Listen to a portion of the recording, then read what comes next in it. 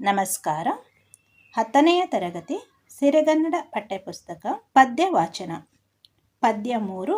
ಕೌರವೇಂದ್ರನ ಕೊಂದೆ ನೀನು. ಬರೆದ ಕವಿ ಕುಮಾರವ್ಯಾಸ. ಪದ್ಯ ಪ್ರವೇಶ. ರಾಮಾಯಣ ಮಹಾಭಾರತ ಮಹಾಕಾವ್ಯಗಳು ಪೂಜನೀಯ ಕೃತಿಗಳು.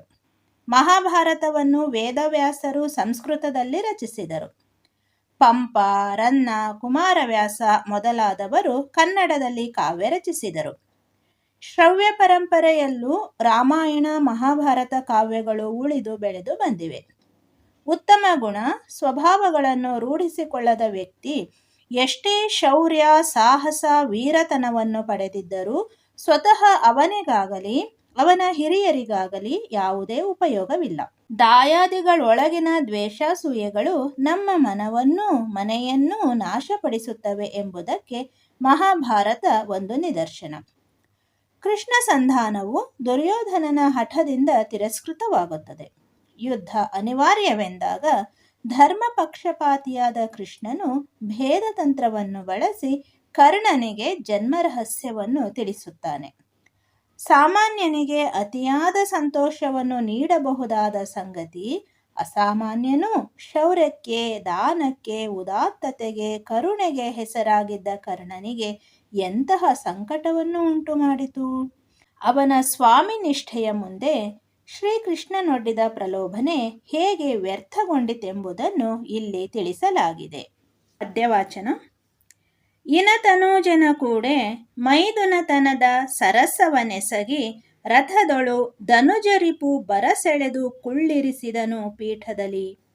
ಎನಗೆ ನಿಮ್ಮಡಿಗಳಲ್ಲಿ ಸಮಸೇವನೆಯೇ ದೇವ ಮುರಾರಿ ಅಂಜುವೆನೆನಲು ತೊಡೆಸೋಂಕಿನಲ್ಲಿ ಸಾರಿದು ಶೌರಿ ಇಂತೆಂದ. ಭೇದವಿಲ್ಲಲೇ ಕರ್ಣ ನಿಮ್ಮೊಳು ಯಾದವರು ಕೌರವರೊಳಗೆ ಸಂವಾದಿಸುವಡನ್ವಯಕ್ಕೆ ಮೊದಲೆರಡಿಲ್ಲ.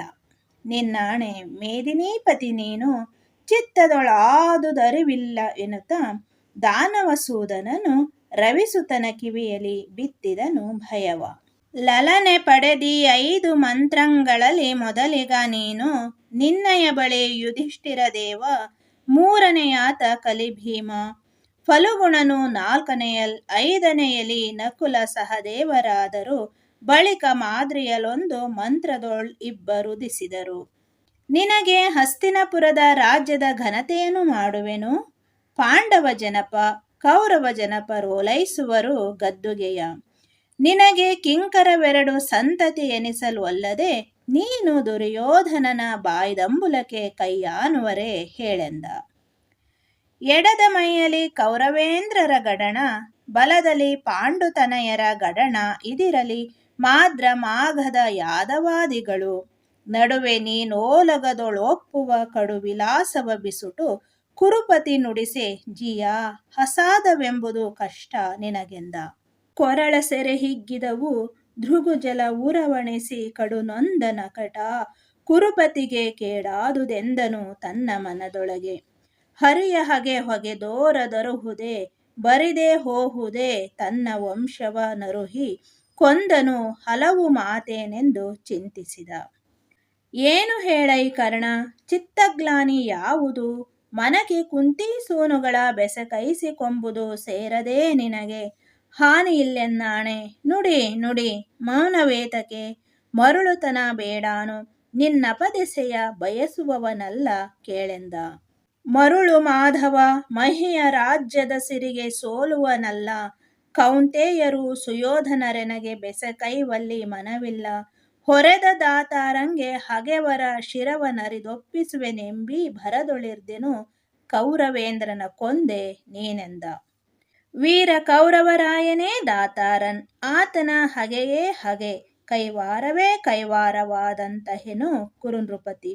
ಶೌರಿ ಕೇಳೈ ನಾಳೆ ಸಮರದ ಸಾರದಲ್ಲಿ ತೋರುವೆನು ನಿಜ ಭುಜ ಶೌರ್ಯದ ಸಂಪನ್ನತನವನು ಪಾಂಡುತನಯರಲಿ. ಮಾರಿಗೌತಣವಾಯಿತು ನಾಳಿನ ಭಾರತವು ಚತುರಂಗ ಬಲದಲ್ಲಿ, ಕೌರವನ ಋಣ ಹಿಂಗೆ ರಣದಲ್ಲಿ ಸುಭಟ ಕೋಟಿಯನು ತೀರಿಸಿಯೇ ಪತಿಯವಸರಕ್ಕೆ ಶರೀರವನ್ನು ನೂಕುವೆನು. ನಿನ್ನಯ ವೀರರೈವರ ನೋಯಿಸೆನು ರಾಜೀವ ಸಖನಾಣೆ. ಇದಿಷ್ಟು ಕೌರವೇಂದ್ರನ ಕೊಂದೆ ನೀನು ಪದ್ಯದ ಪದ್ಯವಾಚನವಾಗಿದೆ. ಈ ವಿಡಿಯೋ ನಿಮಗೆ ಇಷ್ಟವಾಗಿದ್ದಲ್ಲಿ ಸಬ್ಸ್ಕ್ರೈಬ್ ಮಾಡಿ. ಧನ್ಯವಾದ.